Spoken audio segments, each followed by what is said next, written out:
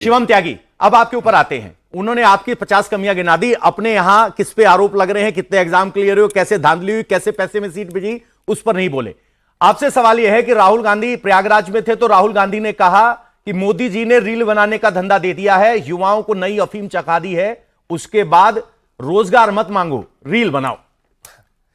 देखिए, सबसे पहले तो मैं एक चीज कहना चाहता हूं। मैं अभी जब इनको सुन रहा था तो सोच रहा था कि इस देश में करीब करीब सारी ही पार्टियां टूटी हैं। कांग्रेस भी 2-3 बार टूटी, टीएमसी का हाल देख ही रहे हैं, शिवसेना, आपने तमाम सारी पार्टियां, भाजपा।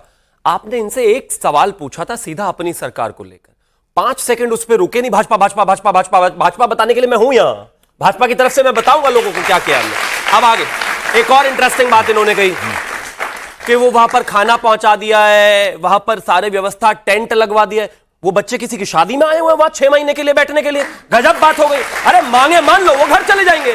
और ये बिल्कुल झूठ बोल रहे हैं, उनको कोई खाना नहीं पहुंचा और टेंट उल्टा उनका उखाड़ दिया गया था। 3 बेसिक मांगे हैं। मैं एक चीज कह रहा हूं, ये झूठ है सर, टेंट उखाड़ा गया था। हाँ, टेंट उखाड़ा गया था, टेंट उखाड़ा गया था। हाँ, अब क्या 100 लोगों के सामने झूठ बोलने की भी ट्रेनिंग ले ली खुल्लम खुल्ला? हद्दी हो गई। रुकिए भाई जरा, मैं एक चीज कहना चाहता हूं। एक चीज है, 3 मांगे हैं बेसिक। पहला, जेपीएससी का पेपर जो था, जिसको 40-40, 50-50 लाख रुपए में बेचा गया, वहां पर जो शीटें थी, ओएमआर शीट जो वहां पर थी, उस पर अटेम्प्ट नहीं करके जाए जाते थे क्वेश्चंस, खाली अंदर जाती थी, अंदर जाके फिल कर दी जाती थी। 40-40, 50-50 लाख रुपए में सीटें बेची गई। बच्चों का कहना है कि वो एग्जाम कैंसिल हो जाना चाहिए।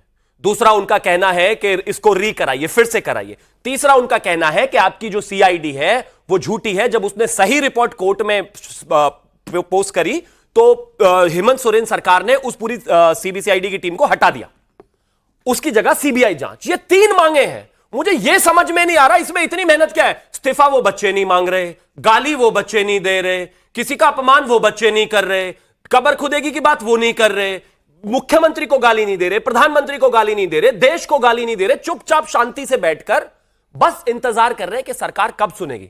अब वापस चलते हैं। आप सब बच्चे यहां पर हैं। पिछले 2014 के बाद से जितने भी प्रदर्शन खासतौर पर जो स्पेशली लेफ्ट ने किए और इंक्लूडिंग ये जो जंतर मंतर पर हुआ, कोई एक प्रोटेस्ट बताइए जहां पर गालियां, मां बहन, क्या क्या नहीं किया। मिसोजिनी की बात करते हो और मां बहन को गाली दे रहे हो यहीं पर खड़े होकर, और देश के प्रधानमंत्री को गाली दे रहे हो। वो बच्चे तो नहीं दे रहे, क्यों नहीं सुना जा रहा उनको? उन बच्चों ने तो कुछ ऐसा नहीं किया। अब एक और चीज, हमारे यहां एक आदमी अमेरिका से शक्तिमान बन के आया था कि हिंदुस्तान में आके जो है ना, मैं सारी शिक्षा व्यवस्था ठीक कर दूंगा। वो दीप के दिल्ली में ही ब्रेक लग गए, झारखंड जा ही नहीं पा रहा बेचारा, तेल खत्म हो गया, पैसे नहीं है, क्या हुआ बताओ ना हमें, हम भी तो समझना चाहते हैं। दिल्ली में एजुकेशन मिनिस्टर का इस्तीफा हो गया, वहां जाकर वहां तो एजुकेशन मिनिस्टर का इस्तीफा भी कोई नहीं मांग रहा। और मैं एक और चीज कहना चाहता हूं, नमन रहेगा झारखंड के बच्चों को। कमाल की बात यह है कि इस हिंदुस्तान में आज तक ऐसा प्रोटेस्ट कभी हुआ ही नहीं।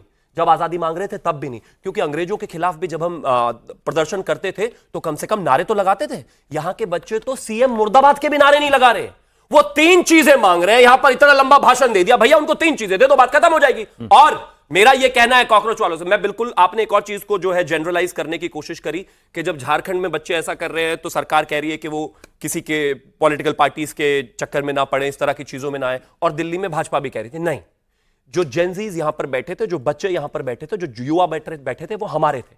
लेकिन उन लोगों के बीच में जो 2800 बलात्कारी, अत्याचारी, गैंगस्टर, गुंडे, वो हमारे नहीं थे भाई, और वो बच्चे भी नहीं थे, और हम उनके खिलाफ हैं अभी भी। और जिस तरीके से चीजें हुई, ये नहीं होनी चाहिए थी। बच्चे हमारे हैं सारे।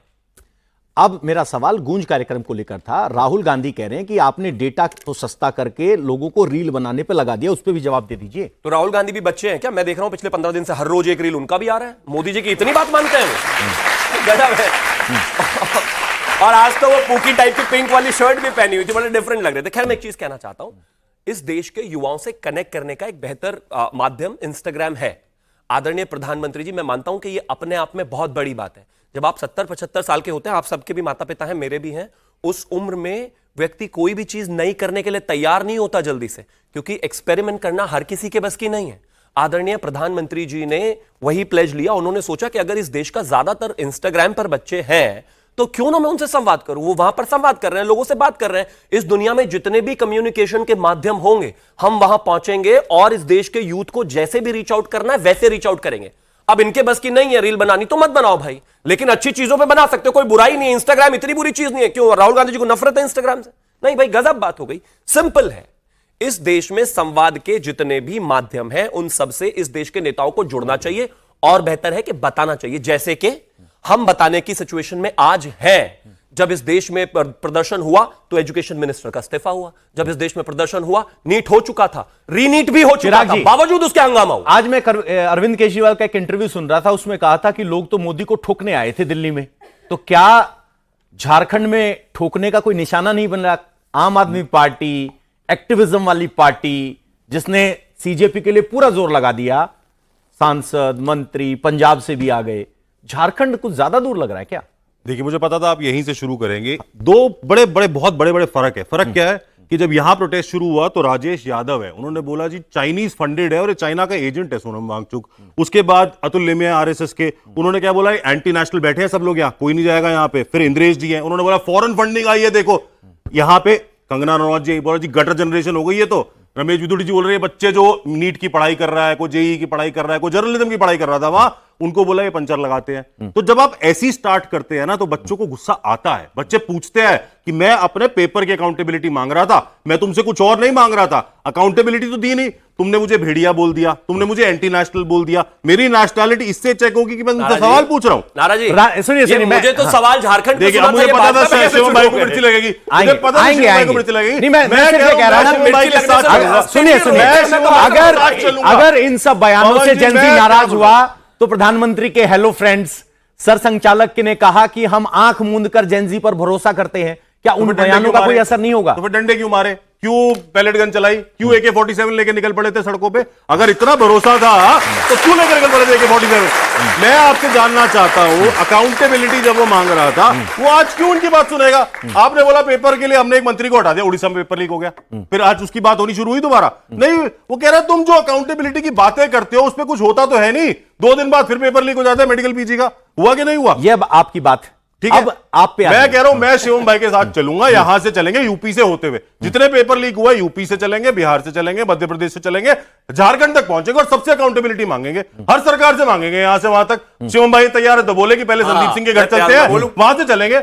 और मैं कह रहा हूं अगर वो मांग है झारखंड का, झारखंड में अगर मांग है तो बच्चों की बात सुननी चाहिए। मैं ये भी इस पोर्टल से आगे बोल रहा हूं, बच्चों की बात सुननी चाहिए, पर यह भी सोचना चाहिए कि वहां का विपक्ष कहां गया। मैं 4-6 बड़े नाम लेके आया, आदित्य साहू जी, बाबूलाल मरांडी जी, अर्जुन मुंडा जी, रघुबर दास जी, चंपई सोरेन जी, संजय सेठ जी, अन्नपूर्णा देवी जी, कहां है ये बड़े नेता थे? इनमें से कहीं तो एक्स सीएम रहे हैं, किसी को आपने देखा वहां पे बैठे हुए भूख हड़ताल में? आपको तो राहत होनी चाहिए कि आवाज उठाते हुए विपक्ष आपके खिलाफ आवाज नहीं उठा रहा है। विपक्ष का रोल क्या कर रहा है? विपक्ष अपना रोल तो अदा करता, आप सिर्फ टीवी पे आकर बोलते। मैं कह रहा हूं ये तो इतने बड़े बड़े नेता थे, इनमें से किसी को आपने बच्चों के साथ देखा हो, किसी के आपने ट्विटर पे देखा हो चलते हुए?